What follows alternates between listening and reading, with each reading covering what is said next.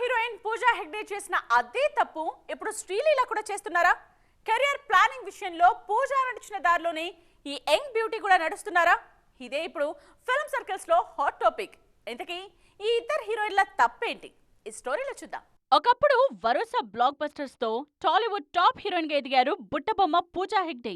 Star హీరోల సినిమాలో నటిస్తూ పాన్ ఇండియా స్టార్ గా ప్రూవ్ చేసుకున్నారు. కానీ అదే టైంలో సడన్ గా బ్రేక్ తీసుకున్నారు. రాధేశ్యామ్ సినిమా టైంలో వచ్చిన ఆఫర్స్ ను కూడా కాదని తప్పు చేశారు.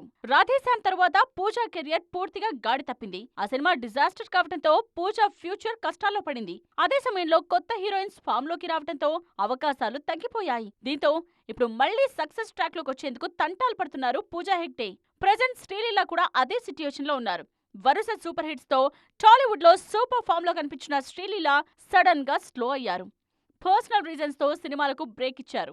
అయితే నిజంగానే పర్సనల్ రీజన్సా, లేకపోతే శ్రీలీల పెద్ద ప్రాజెక్ట్స్ మాత్రమే చేయాలనుకుంటున్నారా అన్న డిస్కషన్ కూడా జరుగుతోంది.